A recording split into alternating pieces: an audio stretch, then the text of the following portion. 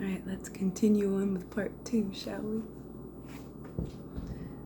The boy went to his room and packed his belongings. They filled 3 sacks. As he was leaving, he saw, in the corner of his room, his old shepherd's pouch. It was bunched up, and he had hardly thought of it for a long time. As he took his jacket out of the pouch, thinking to give it to someone in the street, the 2 stones fell onto the floor, Urim and Thummim.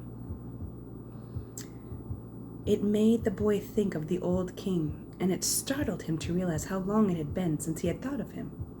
For nearly a year, he had been working incessantly, thinking only of putting aside enough money so that he could return to Spain with pride.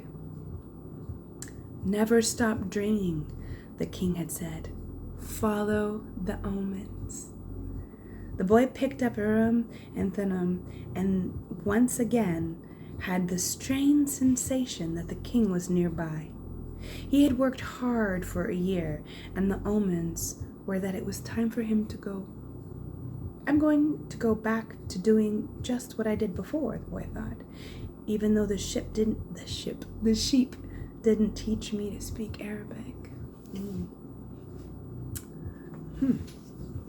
But the sheep had taught him something even more important, that there was a language in the world that everyone understood, a language the boy had used throughout the time he was trying to improve things at the shop. And it was the language of enthusiasm, of things accomplished with love and purpose, and as a part of a search for something believed in and desired. Tangier was no longer a strange city. He had felt that just as he had conquered this place, he could conquer the world. When you want something, all the world conspires to help you achieve it, the old king had said.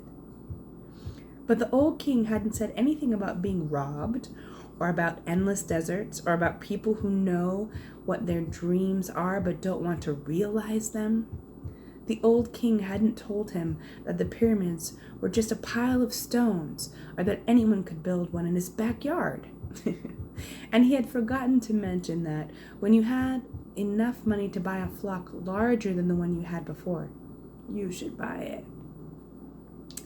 The boy picked up his pouch and put it with his other things. He went down the stairs and found the merchant waiting on the foreign couple, while 2 other customers walked in about the shop, drinking tea from crystal glasses. It was more activity than usual for this time of morning. From where he stood, he saw for the first time that the old merchant's hair was very much like the hair of the old king.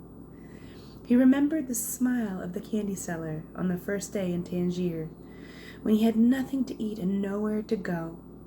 That smile had been like the old king's. I don't like you crying. It's almost as if he had been here and left his mark, he thought. And yet, none of these people have ever met the old king. On the other hand, he said that they always appeared to help those who are trying to realize their personal legend. He left without saying goodbye to the crystal merchant. He didn't want to cry with other people there. He was going to miss the place and all the good things he had learned. He was more confident in himself, though, and felt as though he could conquer the world. "But I'm going to go back to the fields that I know to take care of my flock again," he said to himself with certainty. But he was no longer happy with his decision. He had worked for an entire year to make a dream come true, and that dream, minute by minute, was becoming less important.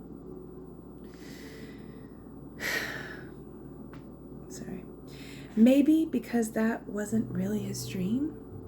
Who knows? Maybe it's better to be just like the crystal merchant, never go to Mecca, and just go through life wanting to do so, he thought, again trying to convince himself. But as he held the Urim and Thummim in his hand, I'm saying it wrong, they had transmitted to him the strength and will of the old king. By coincidence, or maybe it was by omen, the boy thought. He had come to the bar he had entered on his first day there. The thief wasn't there, and the owner brought him a cup of tea. I could always go back to being a shepherd, the boy thought. I learned how to care for sheep, and I haven't forgotten how that's done. But maybe I'll never have another chance to get to the great pyramids in Egypt.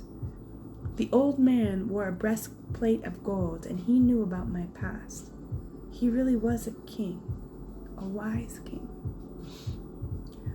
The hills of Andalusia were only 2 hours away, but there was an entire desert between him and the pyramids. Yet the boy felt that there was another way to regard his situation.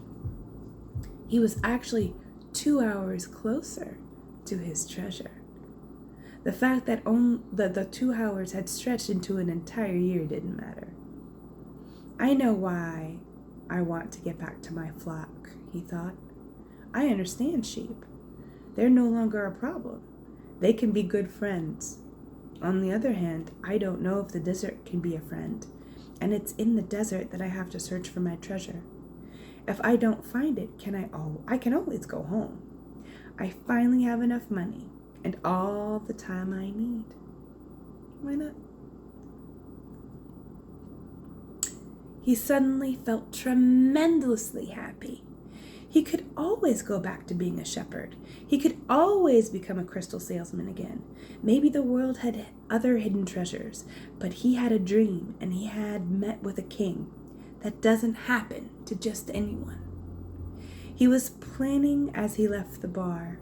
He had remembered that one of the crystal merchant suppliers transported his crystals by means of caravans that crossed the desert.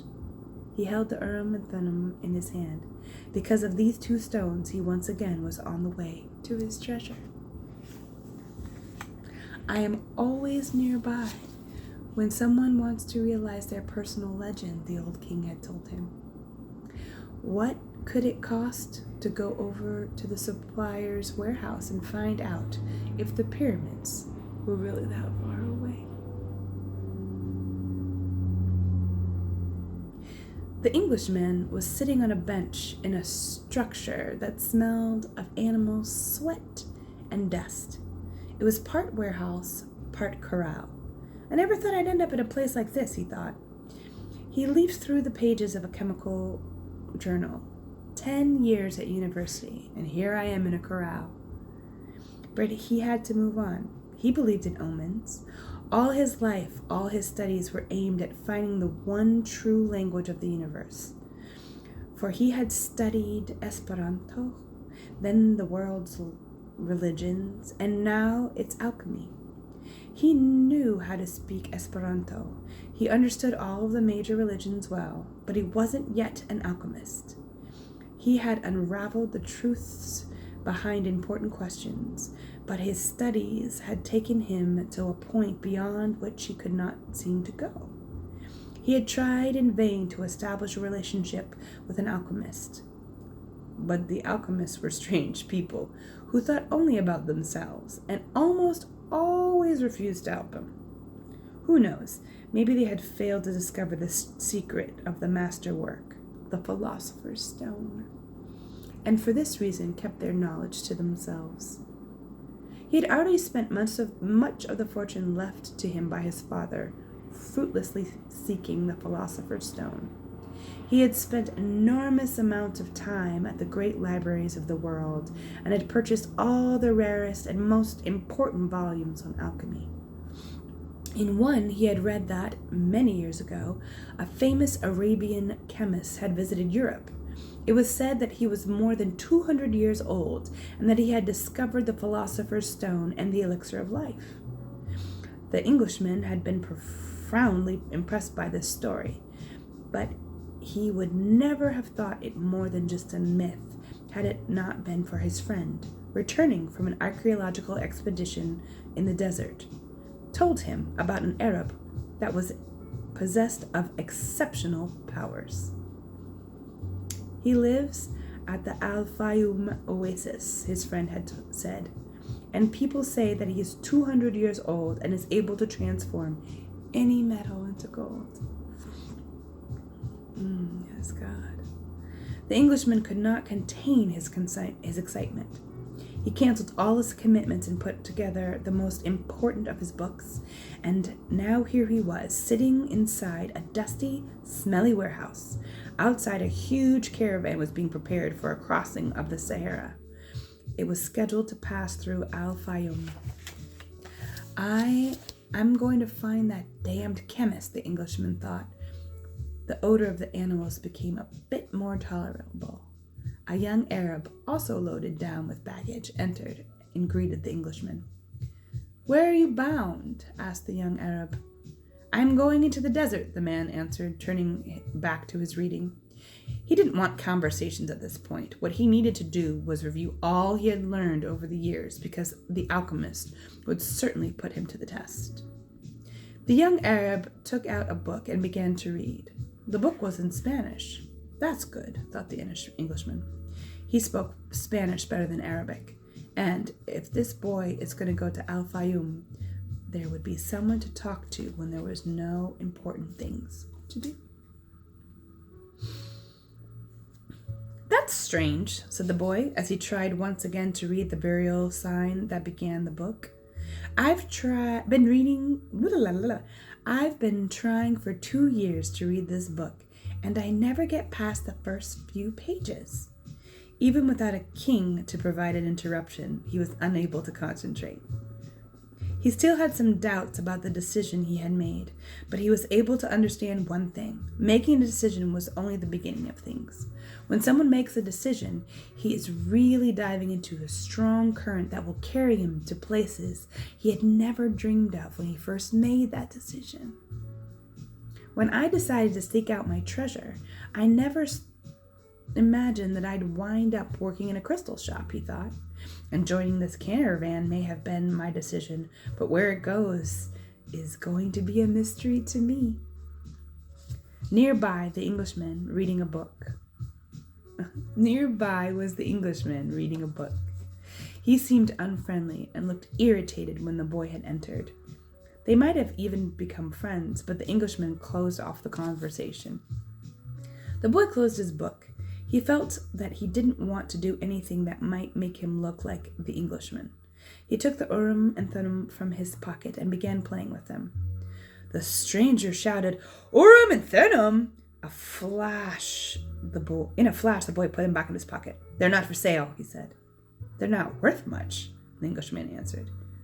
"They're only made of rock crystal, and there are millions of rock crystals in the earth. But those who know about such things would know that those are Urim and Thummim. I didn't know that they had them in this part of the world."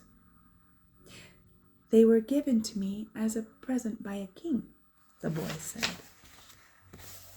The stranger didn't answer, and he put his hands in his pocket instead and took out 2 stones that were the same as the boy's. "Did you say a king?" he asked. "I guess you don't believe that a king would talk to someone like me, a shepherd," he said, wanting to end the conversation. "Oh, not at all. It was shepherds who were the first to recognize a king that the rest of the world refused to acknowledge. So it's not surprising that kings would talk to shepherds." He went on, fearing the boy wouldn't understand what he was talking about. "It's in the Bible, the same book that taught me about Urim and Thummim. These stones were the only forms of divination permitted by God. The priests carried them in a golden breastplate. Oh, cool. The boy was suddenly happy to be there at the warehouse. "Maybe this is an omen," said the Englishman, half aloud. "Who told you about omens?" The boy's interest was increased by the moment. "Everything in life is an omen," said the Englishman, now closing the journal he was reading. "There is an universal language, understood by everybody, but already forgotten. I'm in search of that universal language, among other things. That's why I'm here. I have to find a man who knows that universal language, an alchemist." The conversation was interrupted by a warehouse boss. "You're in luck, you two," the fat Arab said. "There's a caravan leading for Al-Fayoum." "But I'm going to Egypt," the boy said. "Al-Fayoum is in Egypt," said the Arab. "What kind of Arab are you?" "That's a good luck omen," said the Englishman after the fat Arab had gone out. If I could, I'd write a huge encyclopedia just about the words luck and coincidence. It's with those words that the universal language is written. He told the boy it is no coincidence that he had met him with Urim and Thummim in his hand, and he asked the boy if he too were in search of the alchemist. I am looking for a treasure, said the boy, and he immediately regretted for having said it. But the Englishman appeared not to attach any importance to it. In a way, so am I, he said. I don't even know what alchemy is, the boy was saying when the warehouse boss called them to come outside.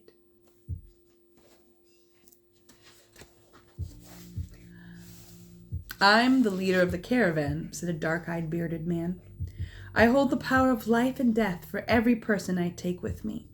The desert is a capricious lady, and sometimes she drives me crazy. There were almost 200 people gathered there, and 400 animals, camels, horses, mules, fowl. The crowd were women, children, and a number of men with swords in their belts and rifles slung on their shoulders. The Englishman had several suitcases filled with books. There was a babble of noise, and the leader had to repeat himself several times for everyone to understand what he was saying. There's a lot of different people here, and each has his own God. But the only God I serve is Allah. And in his name, I swear that I will do everything possible once again to win out over the desert. But I want each and every one of you to swear by the God you believe in that you will follow my orders no matter what. In the desert, disobedience means death.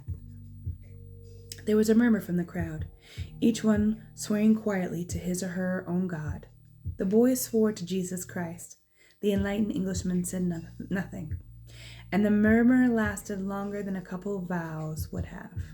The people were also praying to heaven for protection. A long note was sounded on a bugle, and everyone mounted up. The boy and the Englishman had brought camels and climbed uncertainly onto their backs. The boy felt sorry for the Englishman's camel, loaded down as he was with his books. There's no such thing as coincidence, said the Englishman, picking up the conversation where it had been interrupted in the warehouse. I'm here because a friend of mine heard of an Arab who, but the caravan began to move, and it was impossible to hear what the Englishman was saying. The boy knew what he was about to describe, though. The mysterious chain that links one thing to another, the same chain that has caused him to become a shepherd, that had caused his recurring dream, that had brought him to a city near Africa, to find a king and to be robbed in order to meet a crystal merchant. And the closer one gets to realizing his personal legend, the more that personal legend becomes his true reason for being, thought the boy. The caravan moved towards the east. It traveled during the morning, halted when the sun was at its strongest, and resumed late in the afternoon. The boy spoke very little with the Englishman, who spent most of his time with his books. The boy observed in silence the progress of the animals and the people across the desert. Now everything was quite different from how it was that day they had set out. Then there had been a bit of confusion and shouting, and the cries of children and whinnying animals, all mixed with nervous orders of the guides and the merchants. But in the desert, there was only the sound of the eternal wind and the hoofbeats of the animals. Even the guides spoke very little to one another. I've crossed these sands many times, said one of the camel drivers one night. But the desert is so huge and the horizon so distant that they make a person feel small and as if he should remain silent. The boy understood intuitively what he meant, even without ever having set foot in the desert before. Whenever he saw the sea or a fire, he felt silent, impressed by their elemental force. I've learned things from sheep, and I've learned things from crystal, he thought. I can learn something from the desert, too. It seems old and wise. The wind never stopped, and the boy remembered the day he had sat at the fort in Tarifa with the same wind blowing in his face. It reminded him of the wool from his sheep who were now seeking food and water in the fields of Andalusia, as they always had. They're not my sheep anymore, he said to himself, without nostalgia. They must be used to their new shepherd and have probably already forgotten me. That's good. Creatures like sheep that are used to traveling know about moving on. He thought of the merchant's daughter and was sure she had probably married, perhaps to a baker or to another shepherd who could read and could tell her exciting stories. After all, he probably wasn't the only one. But he was excited at his intuitive understanding of the camel driver's comment. Maybe he was also learning the universal language that deals with the past and the present of all people. Hunches, his mother used to call them. The boy was beginning to understand that intuition is really a sudden immersion of the soul into the universal current of life, there where histories of all people are connected, and where we are able to know everything because it is all written there. Maktub, the boy said, remembering the crystal merchant. The desert was all sand in some stretches, and rocky in others. When the caravan was blocked by a boulder, it had to go around it. If there was a large rocky area, they had to make a major detour. If the sand was too fine for the animals' hooves, they sought a way where the sand was more substantial. In some places, the ground was covered with the salt of dried up lakes. The animals balked at such places, and the camel drivers were forced to dismount and unburden their charges. The drivers carried the freight themselves over the treacherous footing and then reloaded the camels. If a guide were to fall ill or die, the camel drivers would draw lots and appoint a new one. But all of this happened for one basic reason. No matter how many detours and adjustments it made, the caravan moved towards the same compass point. Once obstacles were overcome, it returned its course, sighting on a star that indicates the location of the oasis. When the people saw that star shining in the morning sky, they knew they were on the right course towards their water, palm trees, shelter, and other people. It was only the Englishman who was unaware of all this. He was, for the most part, immersed in his books. The boy, too, had his book, and had tried to read it during the first few days of the journey. But he found it much more interesting to observe the caravan and listen to the wind. As soon as he had learned to know his camel better and to establish a relationship with him, he threw the book away. Although the boy had developed a superstition that each time he opened a book he would learn something important, he decided it was an unnecessary burden.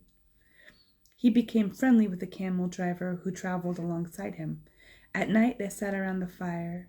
The boy related the driver with his adventures as a shepherd. During one of these conversations, the driver told of his own life. I used to live near El Kairam, he said. I had my orchard, my children, and a life that would not change at all until I died. One year, when the crop was the best ever, I went to Mecca, and I satisfied the only unmet obligation in my life.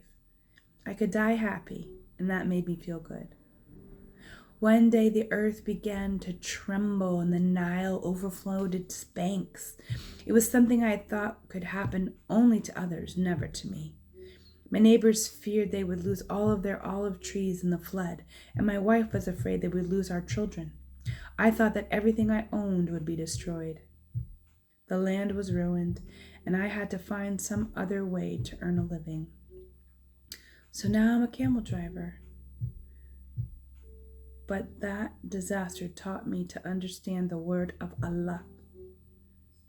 People need not fear the unknown if they are capable of achieving what they want and need. We were afraid of losing what we have, whether it's our life or our possession and a property. But this fear evaporates when we understand that our life stories and history of the world were written by the same hand. Sometimes their caravan met with another. Another always had something the other needed, as if everything were indeed written by one hand. As I sat around the fire, the camel drivers exchanged information about windstorms and told stories about the desert. At other times, mysterious hooded men would appear. They were boudins who did surveillance along the caravan route. They provided warnings about thieves and barbarians. They came in silence and departed in the same way, dressed in black garments that showed only their eyes. One night, a camel driver came to the fire where the Englishman and the boy were sitting. "There are rumors of tribal wars," he told them. The three fell silent. The boy noted that there was a sense of fear in the air, even though no one said anything. Once again, he was experiencing the language without words, the universal language. The Englishman asked if they were in danger. "Once you get into the desert, there is no going back," the camel driver said. "And when you can't go back, you have to worry only about the best way of moving forward. The rest is up to Allah, including danger." And he concluded by saying the mysterious words, "Maktub." "You should pay more attention to the caravan," the boy said to the Englishman after the camel driver had left. "We make a lot of detours, but we're always heading for the same direction." "And you ought to read more about the world," answered the Englishman. "Books are like caravans in that respect." The immense collection of people and animals began to travel faster.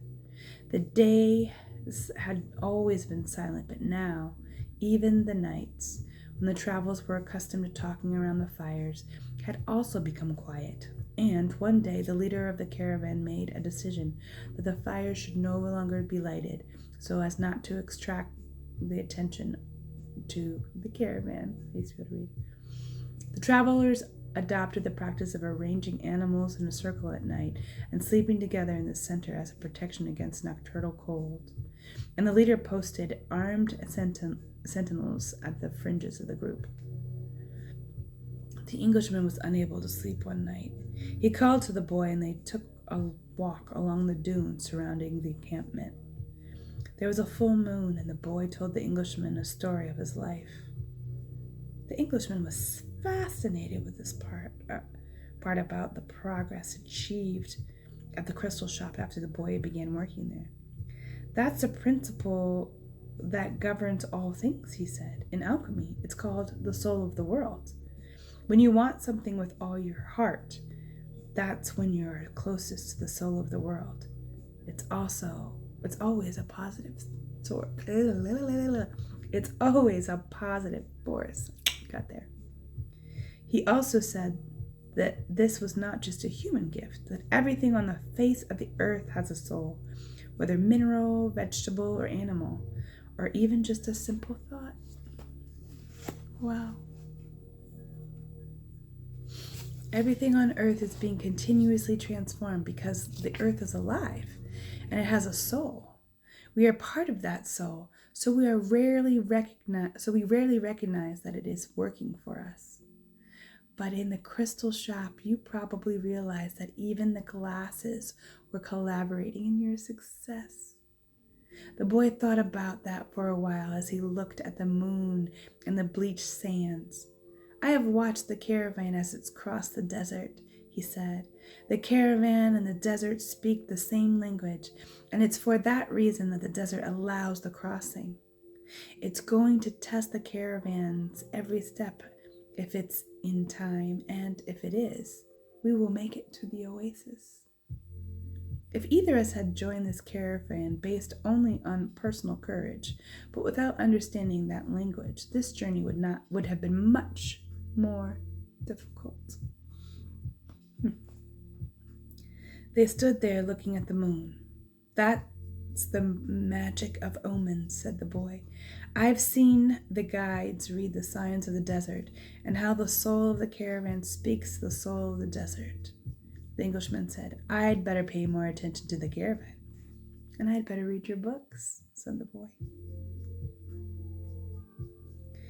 They were very strange books. They spoke about Mercury, salt, dragons, and kings, and he didn't understand any of it. But there was one idea that seemed to repeat itself throughout all of the books. All things are the manifestation of one thing only. Right? In one of the books, he learned that the most important text in the literature of alchemy contains only a few lines, and it had been inscribed on the surface of an emerald. It's the Emerald Tablet. The Englishman, proud that he might teach the boy something. Well, then, why do we need all these books? The boy asked. So we can understand those few lines, the Englishman answered without appearing really to believe what he had said. The book that most interested the boy told the stories of famous alchemists. They were men who had dedicated their lives to the purification of metals in their laboratory. They believed that if a metal were heated for many years, it would free itself of all its individual properties, and what was left would be the soul of the world. This soul of the world allowed them to understand anything on the face of the earth because it was the language with which all things communicated. They called that discovery the masterwork. It was part liquid, part solid. Can't you just observe men and omens in order to understand the language? The boy asked.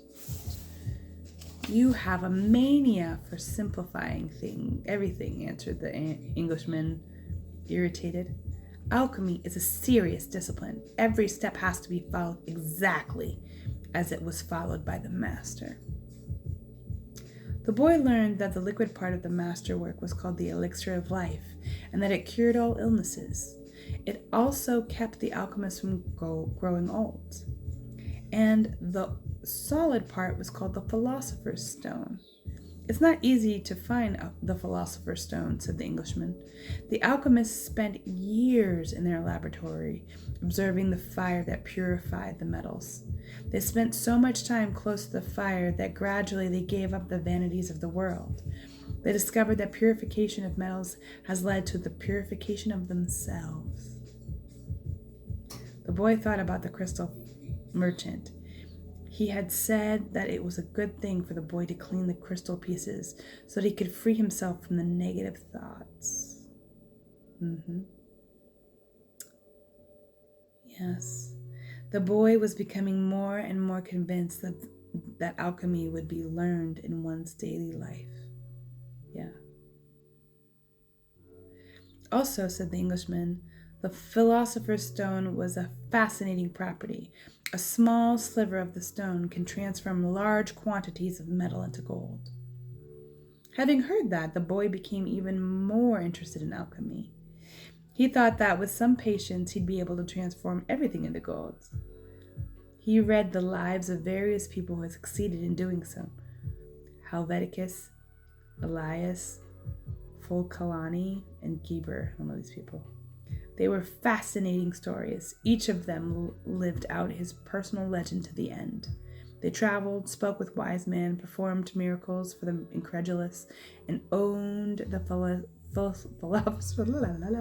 philosopher's stone and the elixir of life. But when the boy wanted to learn how to achieve the masterwork, he became completely lost. There were just drawings and coded instructions. Obscure text. Why do they make things so complicated? He asked the Englishman one night.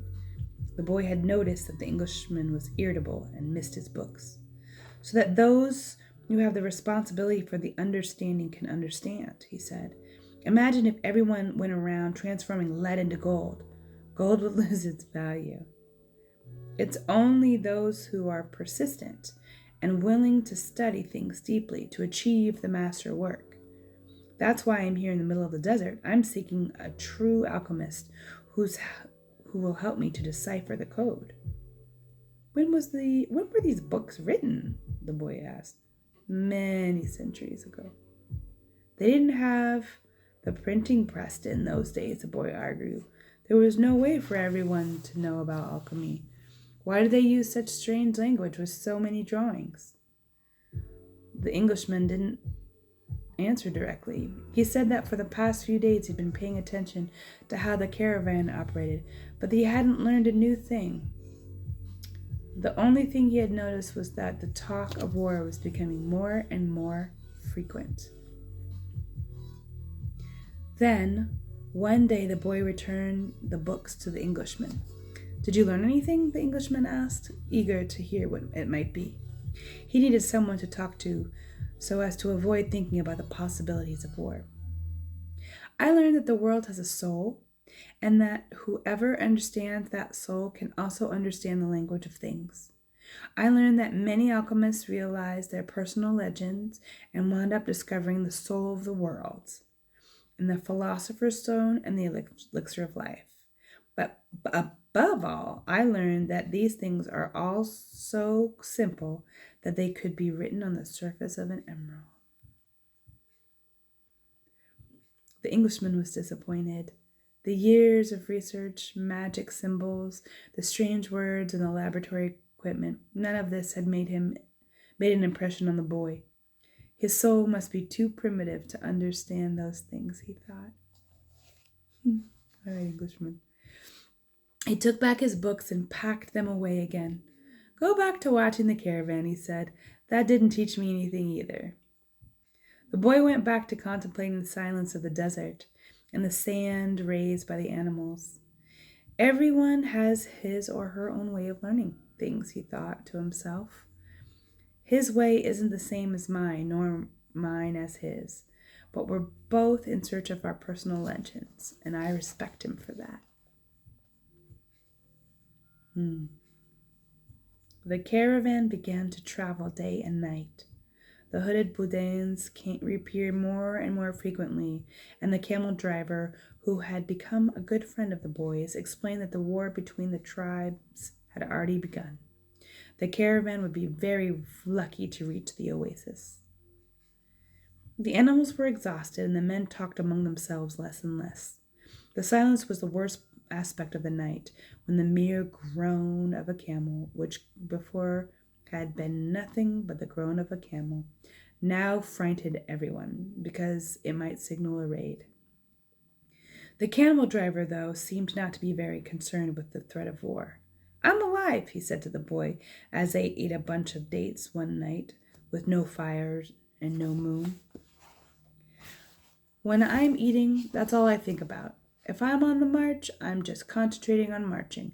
If I have to fight, I will be just as good as the day. If I have to fight, it will be just as good a day to die as any other. Because I don't live in any other part of my life, past or future. I'm interested only in the present. If you can concentrate always on the present, you'll be a happy man. You'll see that there is life in the desert, that there are stars in the heavens, and that tribesmen fight because they are a part of the human race. Life will be a party for you, a grand festival, because life is the moment we're living right now. 2 nights later, as he was getting ready to bed, the boy looked for the star they followed every night. He thought that the horizon was a bit lower than it had been, because he seemed to see stars on the desert itself. It's the oasis, the camel driver said. Well, why don't we go there now? The boy asked. Because we have to sleep.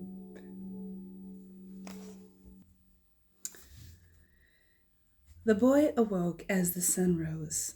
There in front of him were the small stars that had been the night before. Let me try this again. The boy woke as the sun rose. There in front of him were the small stars had been the night before. was an endless row of date palms stretching across the entire desert. "We've done it," said the Englishman, who had also awakened early. But the boy was quiet. He was at home with the silence of the desert, and he was content just to look at the trees. He still had a long way to go to reach the pyramids, and someday this morning would be just a memory. But this was the present moment, the party the camel drivers had mentioned, and he wanted to live in it as he did the lessons of his past and his dreams of the future. Although the vision of the date palms would someday be just a memory, right now it signified shade, water, and a refuge from the war. Yesterday the camel's groan signaled danger, and now a row of date palms could herald a miracle. Look at me. The world speaks many languages, the boy thought. The times rush past, and so do the caravans, thought the alchemist, as he watched the hundreds of people and animals arriving at the oasis. People were shouting at the new arrivals, dust obscured the desert sun, and the children of the oasis were bursting with excitement at the arrival of strangers. The alchemist saw the tribal chiefs greet the leader of the caravan and converse with him at length. But none of that mattered to the alchemist. He had already seen many people come and go, and the desert remained as it was. He had seen kings and beggars walk the desert sands. The dunes were changed constantly by the wind, yet there were the same sands he had always known since he was a child. He always enjoyed seeing the happiness that the travelers experience when, after weeks of yellow sand and blue sky, they first saw the green of the date palms. Maybe God created the desert so that man would appreciate the date trees, he thought. He decided to concentrate on more practical matters. He knew that in the caravan there was a man to whom he was to teach some of his secrets. The omens had told him so. He didn't know the man yet, but his practiced eye would recognize him when he appeared. He hoped that it would be someone as capable as his previous apprentice. I don't know why these things have to be transmitted by word of mouth, he thought. It wasn't exactly that they were secrets. God revealed his secrets easily to all his creatures. He had only one explanation for this fact. Things have to be transmitted in this way because they were made up from the pure of life, and this kind of life cannot be captured in the pictures or words. Because people become fascinated with pictures and words and wind up forgetting the language of the world. The boy couldn't believe what he was seeing. The oasis, rather than just being a well... The boy couldn't believe what he was seeing. The oasis, rather than just being a well surrounded by a few palm trees, as he had once seen in a geography book, was much larger than many towns back in Spain. There were 300 wells, 50,000 date trees, and innumerable colored tents spread among them. That sounds so cool. "It looks like 1,001 nights," said the Englishman, impatient to meet with the alchemist. They were surrounded by children, curious to look at the animals and people that were arriving. The men of the oasis wanted to know if they had seen any fighting, and the women competed with one another for access to the cloth and precious stones brought by the merchants. The silence of the desert was a distant dream. The travelers in the caravan were talking incessantly, laughing and shouting as if they'd emerged from a spiritual world and found themselves once again in the world of people. They were relieved and happy.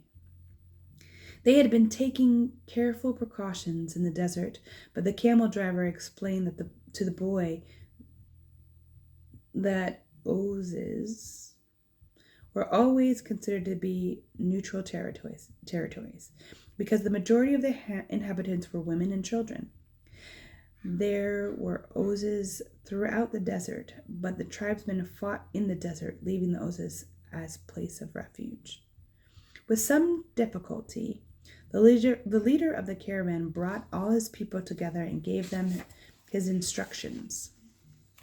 The group was to remain there at the oasis until the conflict between the tribes was over.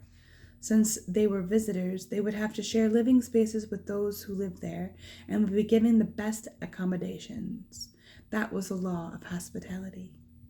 Then he asked that everyone, including his own sentinels, hand over their arms to the men appointed by their tribal chiefs. Those are the rules of war, the leader explained. The Oases may not shelter armies or troops. To the boy's surprise, the Englishman took a chrome-plated revolver out of his bag and gave it to the men who were collecting arms. "Why a revolver?" he asked. "It helped me to trust people," the Englishman answered. Meanwhile, the boy thought about his treasure. The closer he got to the realization of his dream, the more difficult things became. It seemed as if what the old king had called beginner's luck were no longer functioning. In his pursuit of the dream, he was being constantly subjected to tests of his persistence and courage, so he would not be hasty or impatient. If he pushed forward impulsively, he would fail to see the signs and omens left by God left in his path. I can't read. God placed them along my path. He had surprised himself with the thought. Until then, he had considered the omens to be things of this world, like eating or sleeping, or like seeking love or finding a job. He had never thought of them in terms of a language used by God to indicate what he should do. "Don't be impatient," he repeated to himself. "It's like the camel driver.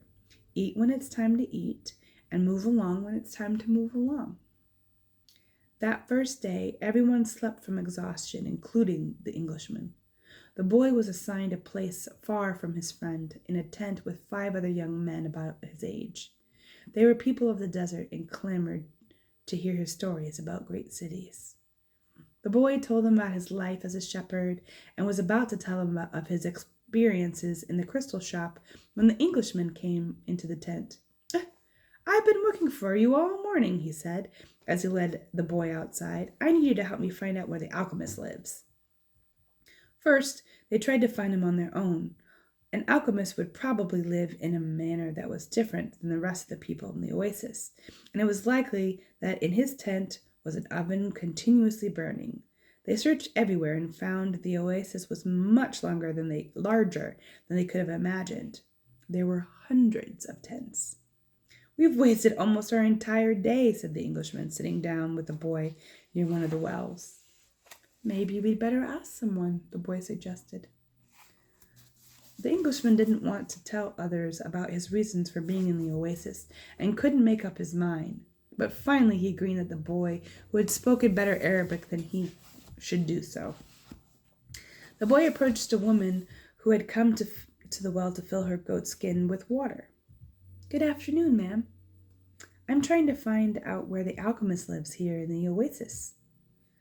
The woman said she had never heard of such a person and hurried away.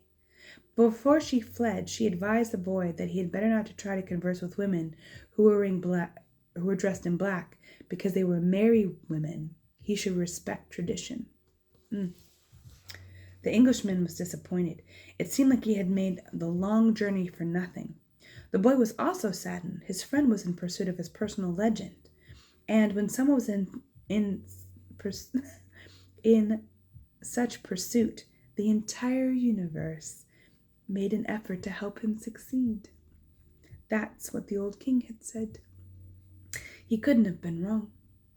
"I have never heard of alchemists before," the boy said. "Maybe no one here has either." The Englishman's eyes lit up. "That's it! Maybe no one here knows what an alchemist is. Find out who it is here who cures the people's illnesses." Several women dressed in black came to the well for water, but the boy would speak to none of them, despite the Englishman's insistence. Then a man approached. "Do you know someone here who cures people's illnesses?" the boy asked. "Allah cures our illnesses," said the man, clearly frightened of the strangers. "You're looking for witch doctors." He spoke some verses from the Quran and moved on. Another man appeared. He was older and was carrying a small bucket. The boy repeated his questions. "Why do you want to find that sort of person?" the Arab asked. "Because my friend here has traveled for many months in order to meet with him," said the boy. "If such a man is here in the oasis, he must be a very powerful one," the old man said after thinking for a few moments. "Not even the tribal chieftains are able to see him when they want to, only when he consents. Wait for the end of the war, then leave with the caravan. Don't try to enter into the life of the oasis," he said, and walked away. But the Englishman was exultant. They were in the right track. Finally, a young woman approached who was not dressed in black. She had a vessel on her shoulder, and her head was covered by a veil, but her face was uncovered. The boy approached to ask her about the alchemist. At that moment, it seemed to him that time stood still. The soul of the world surged through him.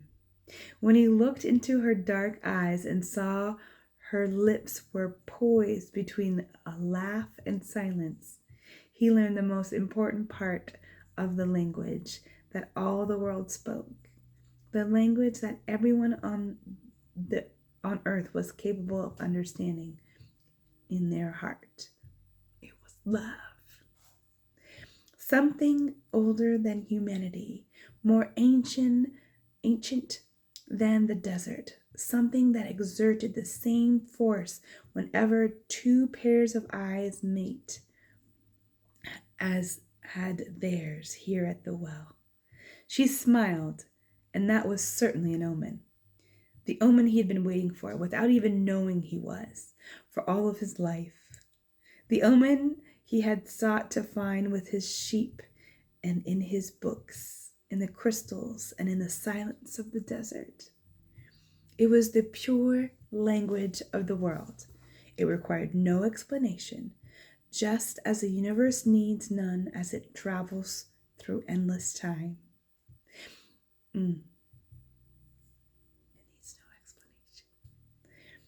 What the boy felt at that moment was that he was in the presence of the only woman in his life, and that with no need for words, she recognized the same thing.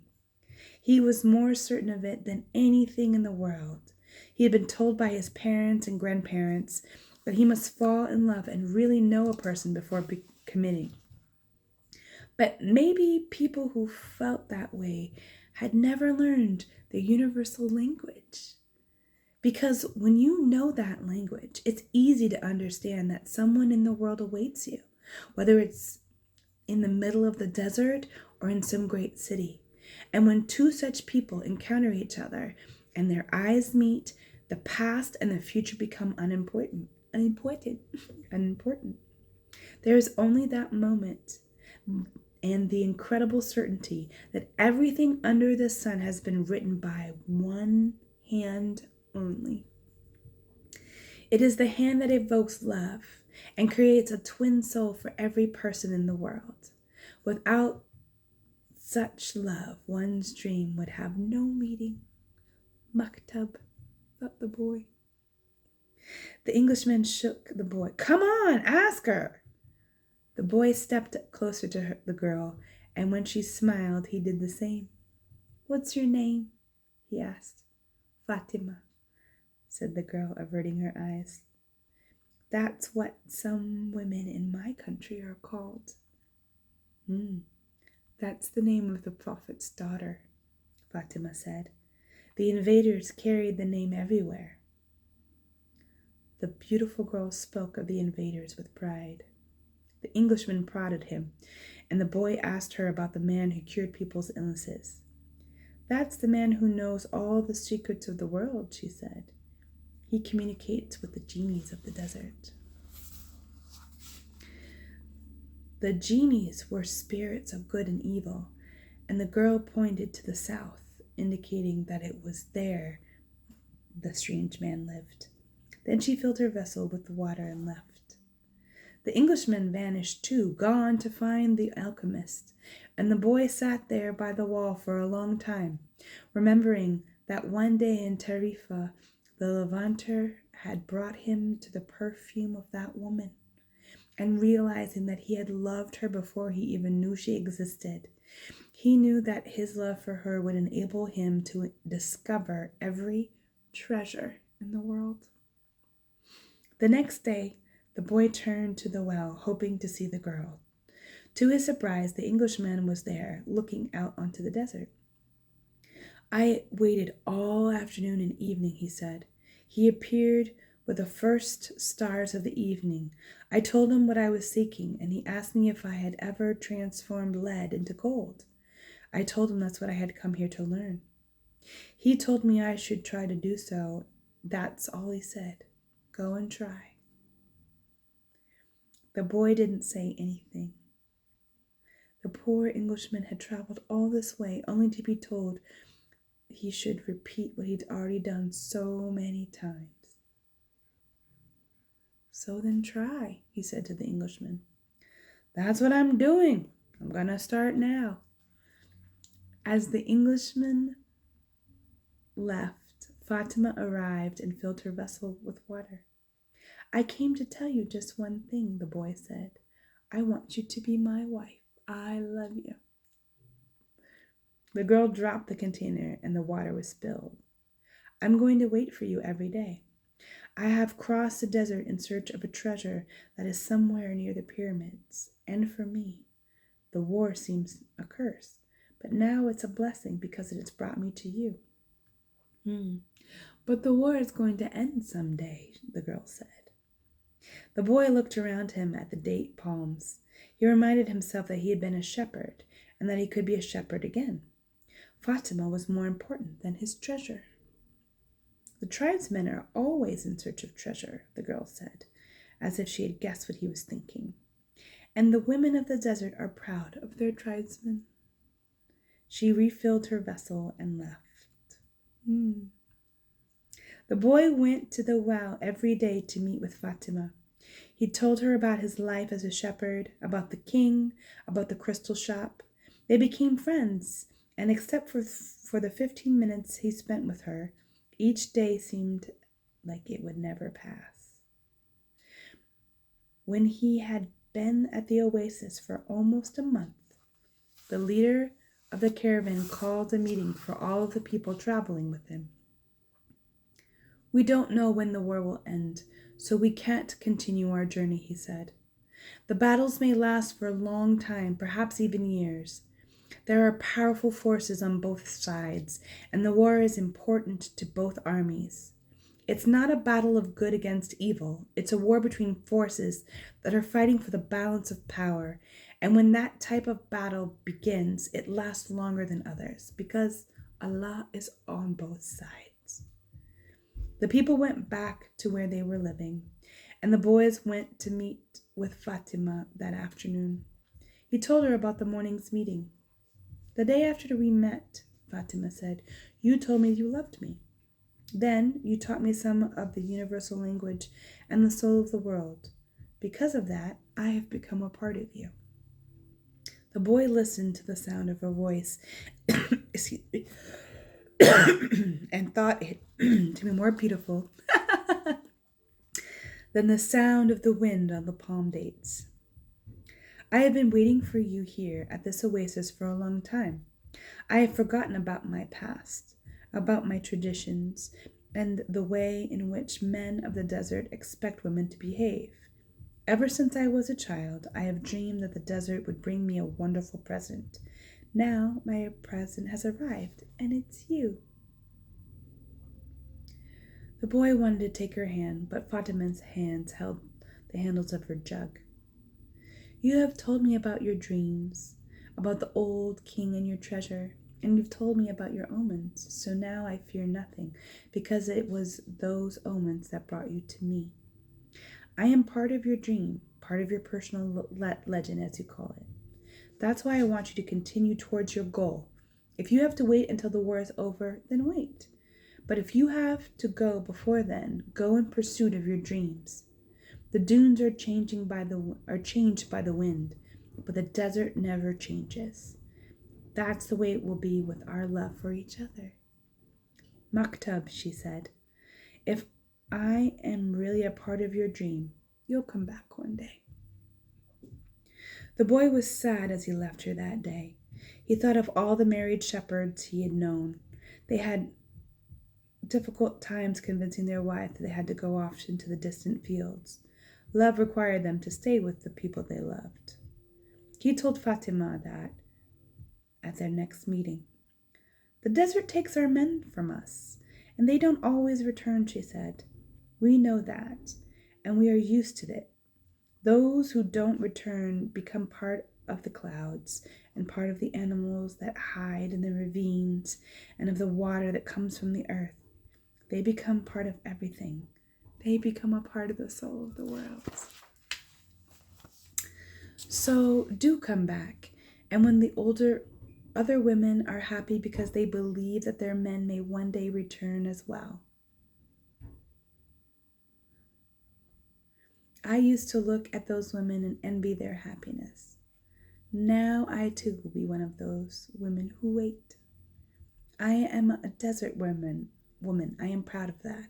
I want my husband to wander as free as the wind that shapes the dunes. And if I have to, I will accept the fact that he has become part of the clouds and the animals and the water of the desert. The boy went to look for the Englishman. He wanted to tell him about Fatima. He was surprised when he saw the Englishman had built himself a furnace outside his tent.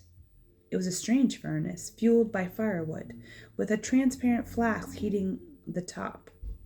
As the Englishman stared out at the desert, his eyes seemed brighter than they had been when he was reading his books. This is the first phase of the job, he said. I have to separate the sulfur. To do that successfully, I must have no fear of failure. It is my fear of failure that keeps me from attempting my masterwork. Now, I'm beginning what I could have started 10 years ago, but I'm happy at least that I didn't wait 20. It's never too late. He continued to feed the fire. The boy stayed on until the desert turned pink in the setting sun.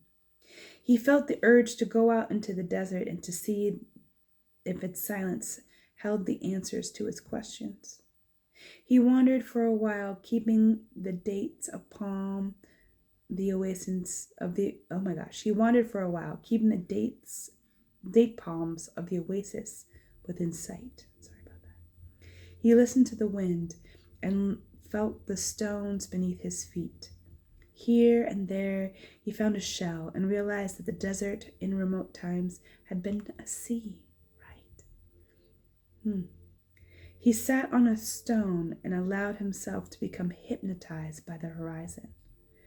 He had to deal with the concept of love as distinct from possession. Love as distinct from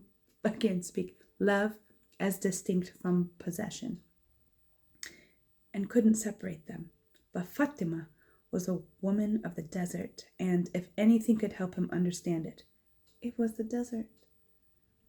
As he sat there thinking, he sensed the movement above him. Looking up, he saw a pair of hawks flying high in the sky. He watched the hawks as they drifted on the wind. Although their flight appeared to have no pattern, it made a certain kind of sense to the boy. It was just that he couldn't grasp what it meant. He followed the movement of the birds, trying to read something into it. Maybe these desert birds could explain to him the meaning of love without ownership. He felt sleepy. In his heart, he wanted to remain awake, but he also wanted to sleep. I am learning the language of the world, and everything in the world is beginning to make sense to me. Even the flight of the hawks, he said to himself. And in that mood, he was grateful to be in love. When you're in love, things make even more sense, he thought. Suddenly, one of the hawks made a flashing dive through the sky, attacking the other. As it did so, a sudden, fleeting image came to the boy, an army, with its swords at the ready, riding into the oasis. The vision vanished immediately, but it had shaken him. He had heard people speaking of mirages, and he had already seen some himself. They were desires that, because of their intensity, materialized over the sand of the desert. But he certainly didn't desire that an army invade the oasis. He wanted to forget about the vision and return to his meditation. He tried again to concentrate on the pink shades of the desert and its stones, but there was something there in his heart that wouldn't allow him to do so. Always heed the omens, the old king had said. The boy recalled what he had seen in the vision and sensed it was actually going to occur. He rose and made his way back towards the palm trees. Once again, he perceived the many languages in the things around him. This time, this desert was safe, and it was the oasis that had become dangerous. This time, the camel driver was seated at the base of a palm tree, observing the sunset. He saw the boy appear from the other side of the dunes. An army is coming, the boy said. I had a vision. The desert fills the men's hearts with visions. The desert fills men's hearts with visions, the camel driver answered. But the boy told him about the hawks, that he had been watching their flight and had suddenly felt himself to have plunged into the soul of the world. The camel driver understood what the boy was saying. He knew that any given thing on the surface of the earth could reveal the history of all things.